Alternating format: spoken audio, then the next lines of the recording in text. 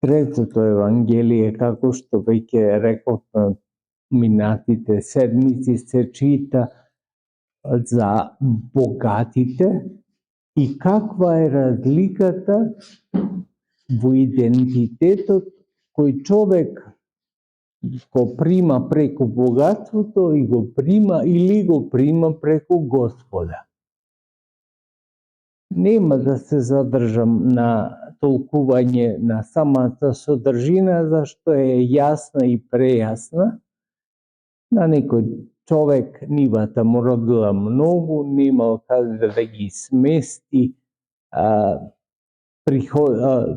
тоа родот од нивата и решил да направи амбари нови за да ги смести новите плодови. Меѓутоа, Господ му вели: безумниче, денеска ќе ти ја земам душата. А тоа значи, зошто го правиш, зошто се надеваш на богатството? Нема да се задржам, иако има многу можеби за толкување по однос на идентитетот на човекот кој го основал своето постоење на богатството, туку ќе се задржам на нешто што не е нагласено во Евангелието, а тоа е присвојната заменка мој и моја, која произлегува од личната заменка јас. Ке рече човек, зошто се задржувам на ова? Затоа што најчесто производот на себељубието го изразуваме преку изразување или нагласено изразување на придавката јас.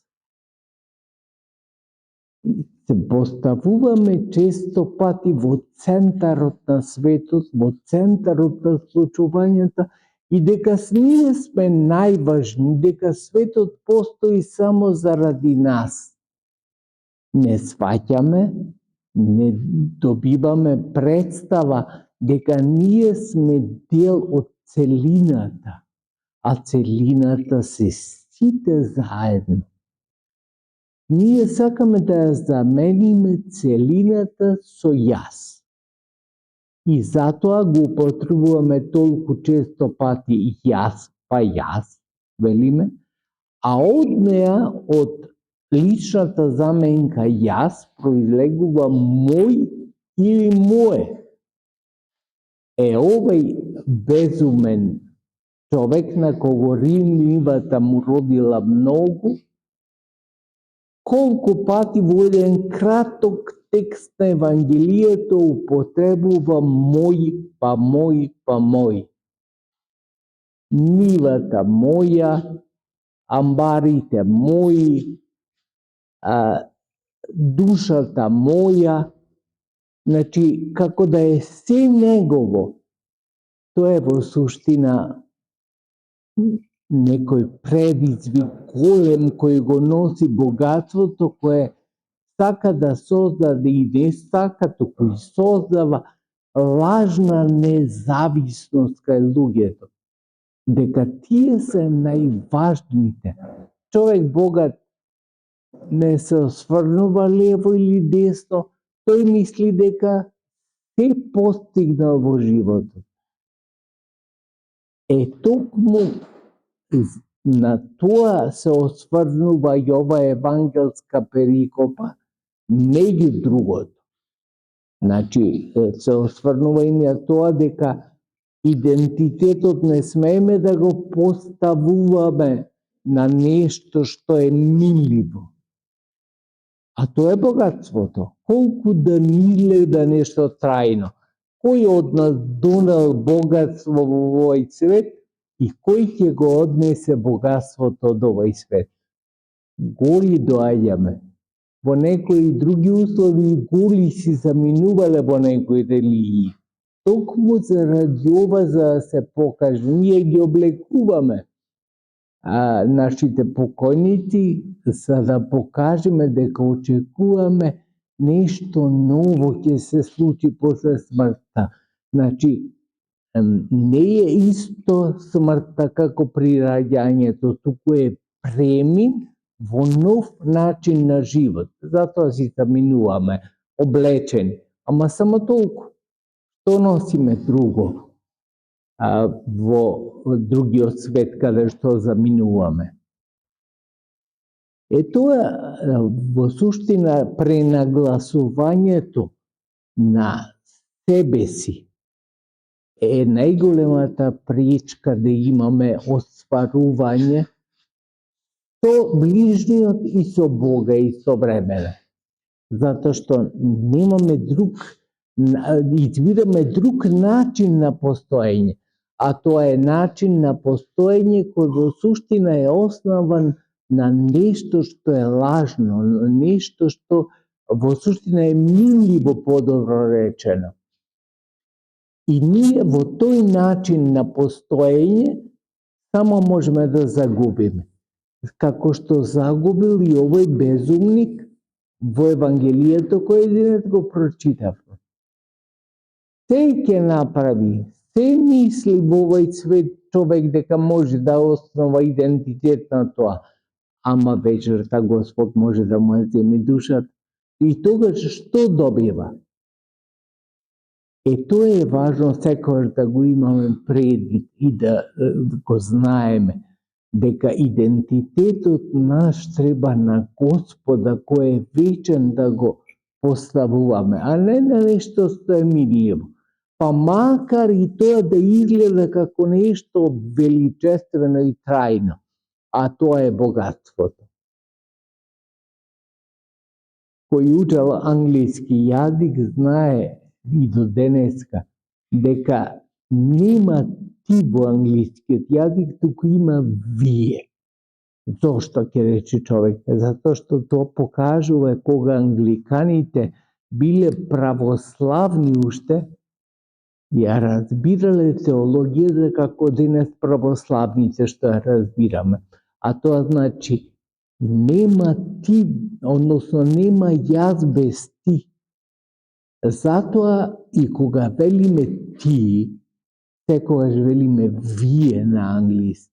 А тоа значи дека во тебе се собрани многумина.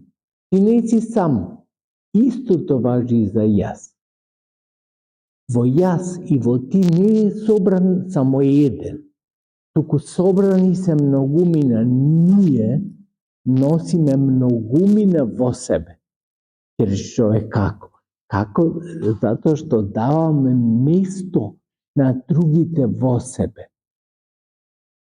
Ние го викаме проштевање, кога некој ни изгреши нешто, да кажеме, и ние му проштеваме. На грчки се вели тоа синхореси. Давам, во буквален превод значи давам место на другиот во себе. Тоа значи дека не постојам само јас, туку во мене постои и другиот кој сакам да постои. Ако некој не сакам да постои, ќе го исклучам. Нема да биде во мене. Ама ако сакам да постои, личноста моја ќе биде многумина во неа собрани во таја личност. Тоа е, браќи и сестри, што не учи ова свето Евангелие кое денеска го прочитавме, дека ние не сме самци, а често пати сакаме да бидеме самци, сакаме светот да постои само за нас, не давајќи им можност другите да бидат во нас. Ќе искористам приликата, денеска видовте на певница ни пее ѓаконот кој треба по природа на нештата да служи овде со нас. Затоа што луѓето што биле на певница, што доаѓале на певница, рекле владиката изостава 4 прозби, не знам, од ектенијата пред Оче наш. Јас ќе ви речам, човек кој прочитал една книга во животот мисли дека се знае. Кој прочитал 2 книги во животот мисли дека некако се колеба дали се така како во првата книга. Кој прочитал 100 книги, мисли дали односно веќе има размисла дека нешто само знае. А кој прочитал 1000 книги, смета и знае дека ништо не знае.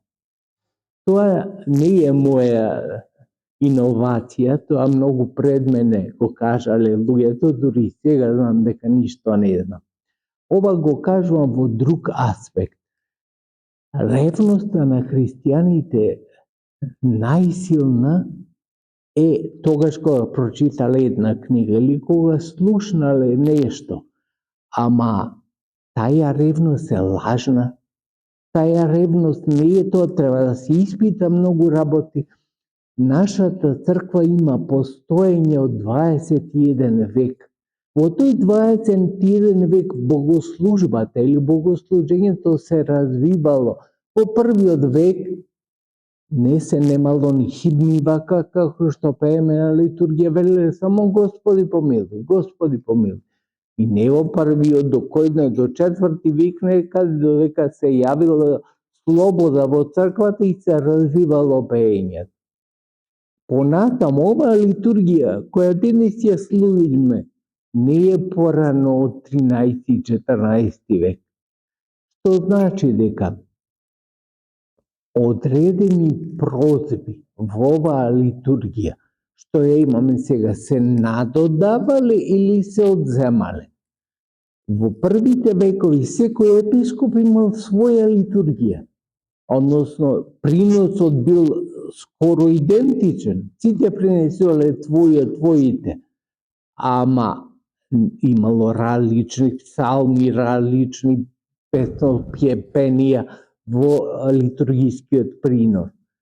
Што значи не треба да размислуваме дека оваа литургија која денес е запишана во некои книги не може да има рецензии.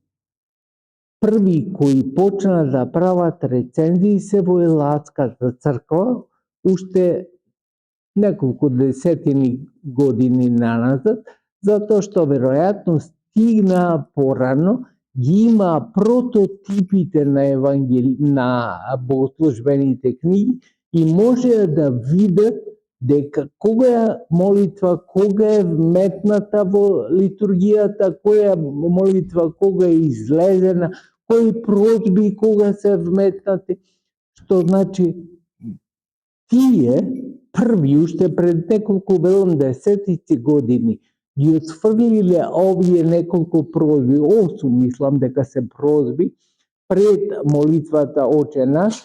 Зошто, ќе каже човек?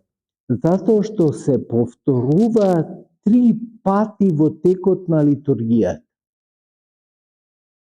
Тоа значи зошто ние сме папагали да повторуваме во литургијата или Господ му треба да не слуша тој, па не знам, не може да ни одговори од прв пат, треба 3 пати да му кажеме.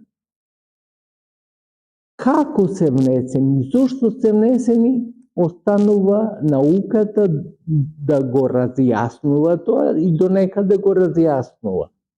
Во времето, да кажеме, кога се прв пат доаѓа печатницата, некои богослужбени книги за прв пат печатени тогаш ги внесле одредени молитви и тоа понатаму продолжиле во сите печатени издани.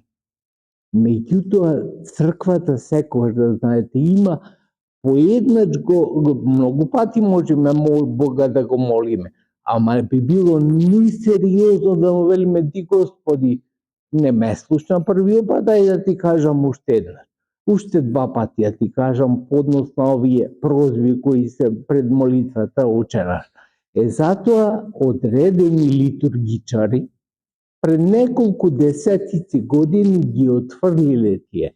И сега, може би ви продлучив многу да кажувам, сето беше за певците, кои може би ги приметувате овде што доаѓа минатите пати, сега велат не доаѓаме, пазите, не доаѓаме на литургија зашто не се читале тие молитви. А во црквата, ако прочитале во втората книга, што ја зборуваме, не само едната, ќе им кажи дека како што благоволи оној кој предстои на литургијата, така ќе се служи литургијата. Тоа значи да не биде, да нема суди во самата литургија, еден ги командува. Ако тој каже поинаку ќе се служи, поинаку ќе се служи. Тоа што значи, после имаме време, ние ќе седниме после литургијата, ќе речеме зошто така рече. Ама да каже некој, не доаѓам на литургија зашто не се тие не се произнесувале тие 8 просби пред молитвата Оче наш, тогаш ви изгледа тоа сериозно, ви изгледа тој дека треба да биде певец во црквата. Црквата е основана на послушание, не послушание безсмислено, не послушание кое ништо не значи, туку послушание кое има логика. А тоа, ако има логика, ќе чекај сега нема да правиме соблазна пред луѓето, дајте да станеме да прашаме зошто е така, зошто е овак. Сега ова јавно зборувам. Тоа ќе го слушнат не само вие што се собрани во црквата, многумина веројатно ќе го видат, зашто ги објавувам беседи. Ама тоа немаше потреба да дојде ако беше сосема црквено, да дојдат да го праша лајга, зошто ги доставуваш овие, не знам, 8 просби, што се, ќе одговоревме, ќе кажевме.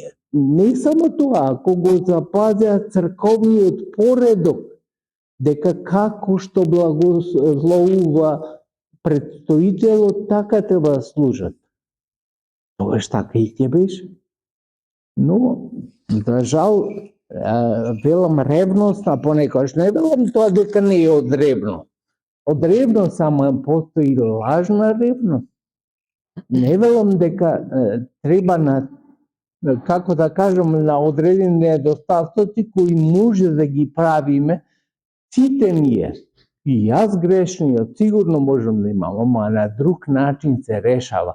Не се решава со тоа, ние доаѓам на перница, оти не се кажеле 2 просби, пазите, или 8 просби нека се. Тоа гледа и звучи многу несериозно. Милоста Божја да биде над сите вас, да ве чува, да ве храни и да ви даде лесни подвизи во овој период на Светата Четириесетница пред Божик, за да можеме да ги издржиме, секој според својата мера и својата духовна состојба која ја има.